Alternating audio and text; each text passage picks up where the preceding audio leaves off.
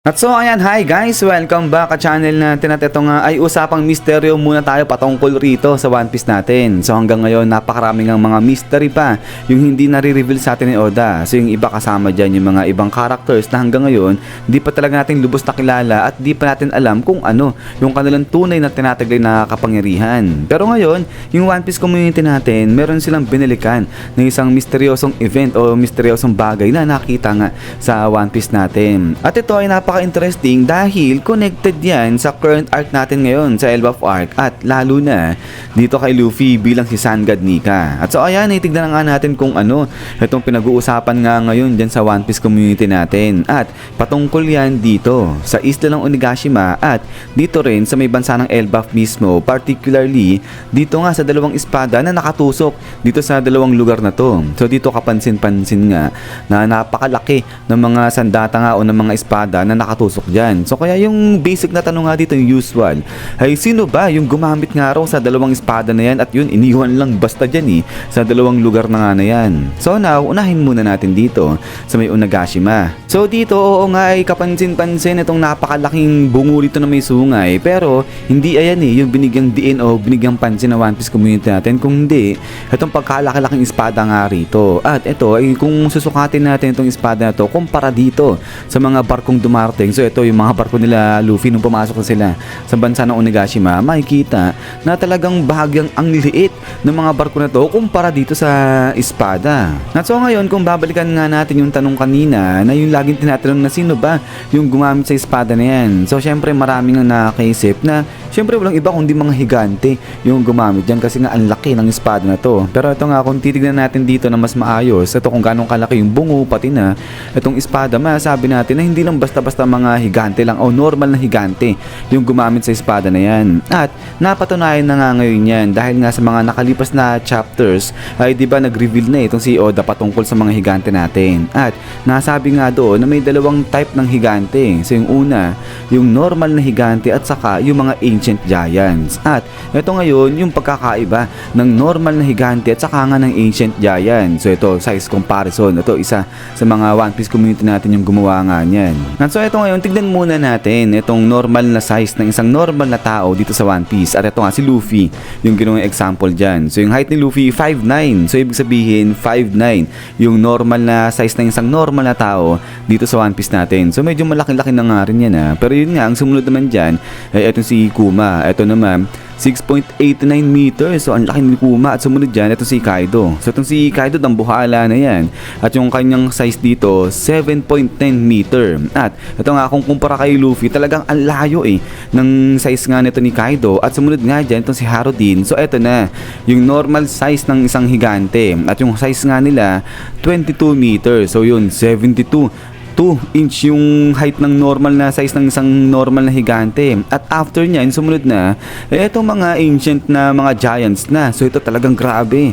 Parang tatlo yung katumbas ng ancient na giants yung size nila kumpara dito sa mga normal na higante. So ito si Little Ors Jr. 60 meters. Ito namang si Ors na to ay 67 meter. At si Prince Loki, estimated height niya hindi nakalagay. Pero yun, halos magkasin laki. Ito si Loki at saka nga itong si Or na nga na to. At kung ikukumpara dito yan sa size ni Harudi na normal na higante, parang tatlo nga na normal na size ng higante yung katumbas ng isang size ng o normal size ng isang ancient na giant. At so now ay kung babalikan natin itong espada na nakatusok dyan sa may Onigashima at kung papansinin o tatansyahin nyo ba itong sukat ng espada at saka nga ng mga barkong dumarting dito nila Luffy, masabi natin na possible isang ancient giant yung gumamit sa espada na to. So parang for example ito, yung espada dito ni Little Or at ayun, kung ikukumpara niya yan dito sa size ni Luffy at i-imagine na lang yung barko na sinasakyan nila Luffy dito kumpara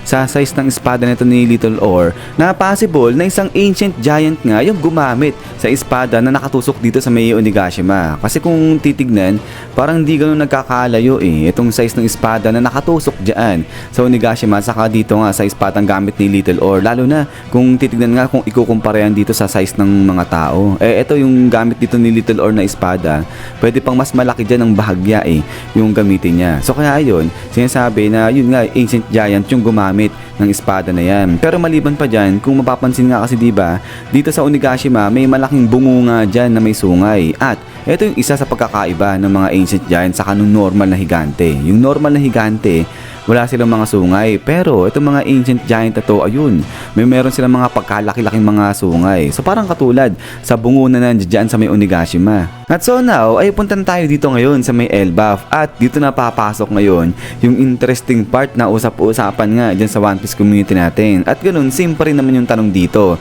Sino yung gumamit dito sa pagkalaki-laking espada na nakatusok dyan sa bansa ng Elbaf? At ito nga itong espada na to, mas malaki yan talaga ng di hamak kumpara dun sa espada na nakatusok sa may Onigashima. Kasi nga ito, kung mapapansin, mas malaki to kumpara sa size ng mga Ancient Giant nito nila Prince Loki. So kaya nga dito ang sabi na baka ang posible niyan yung gumamit sa espada na to ay walang iba kung hindi ito na nga si Sun God Nika. So sinasabi na possible na itong si Sun God Nika ay isang higante, sobrang laking higante niyan. At ito nga, kung mapapansin, di ba may gamit-gamit na espada Itong si Sun God Nika. So hindi lang espada, meron din siyang gamit na shield. Pero ang pinagdiinang pansin nga rito ay itong gamit-gamit na espada ni Sun God Nika ay parang kahawig nga raw yan dito sa espada na nakatusok dito sa bansa ng Elbaf. So ito may punto nga naman. Pero hindi ko lang masyado maisip dito na grabe, sobrang laki naman nito ni Sun God Nika kung ganun. Pero kasi ang pinapoint out dito na di ba kasi itong si Luffy,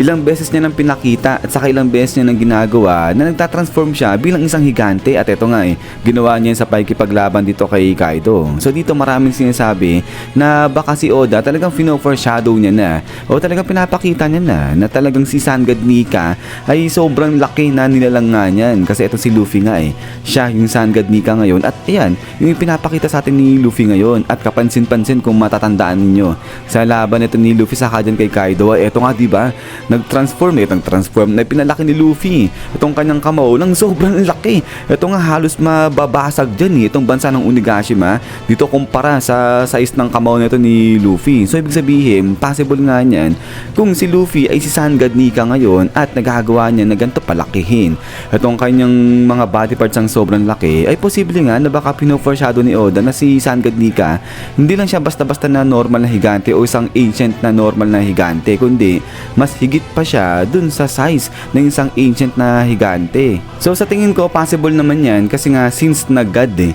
itong si Sun God Nika. So kaya possible na talagang way beyond itong itsura yung size ni Sun God Nika kumpara sa mga normal na nilalang at kahit nga dun sa mga Ancient Giant. Pero ang sinasabi nga ngayon dito ng One Piece community natin na itong si Luffy hindi pa talaga siya fully awakened. So ibig sabihin meron pa talagang ilalakas itong si Luffy. At ngayon kapag na fully awakened na nga raw itong si Luffy, ang mangyayari nga niya na dito na magagawa ni Luffy ngayon yung mag-transform sa tunay na anyo o itsura ni Sun God Nika. At yung iba sinasabi nga yung tunay na itsura ni Sun God Nika ay ito, yung nag-aapoy talaga itong si Sun God Nika. So possible na ito nga yung mangyari kay Luffy, mag-transform siya sa tunay na itsura ni Sun God Nika. At di lang yan, pati nga yung tunay na size ni Sun God Nika magawa niya na nga rin. So possible na maging mas malaki pa itong si Luffy kumpara dun sa ginagawa niyang pag-transform na isang higante siya. Pero maliban pa nga rito sa size ni Sun God Nika, ang isa pang pinupunto rito na magagamit na ni Luffy ngayon yung tinatawag nga nila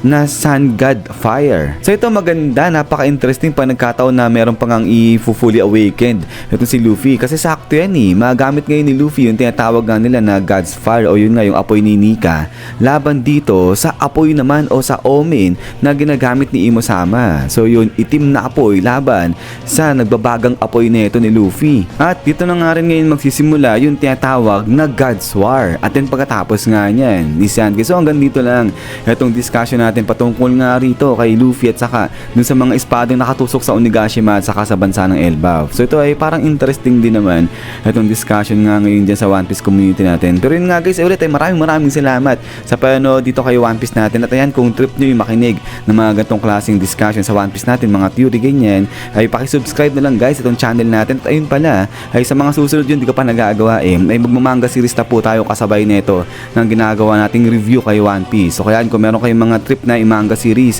for example, ayan nga si Black Clover, o kaya naman yung ibang mga anime na trip nyo pa, yun si One Punch Man yung bala ko ang ilagay rito, hindi ko palang naalala pa. Pero yun nga guys ay ulit, ay ganyan na yung gagawin natin dito sa channel natin, since na yung original na ginagawa ko po ay manga series na channel. So yun na naman ulit, ay maraming salamat nga sa walang samang pagsuporta sa channel natin. So lagi mag-ingat, God bless nyo lahat at kita-kits tayo ulit.